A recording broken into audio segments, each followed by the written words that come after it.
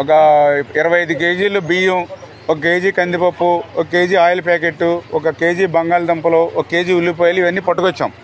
అలాగే ఏదైనా నీటిలో ఉన్న ఇళ్ళు ఏమైనా ఉంటే వాటికి 3,000 రూపాయలు కూడా ఇమ్మని చెప్పారు చంద్రబాబు నాయుడు గారు. అవి మీకు ఈరోజు అందజేస్తాం.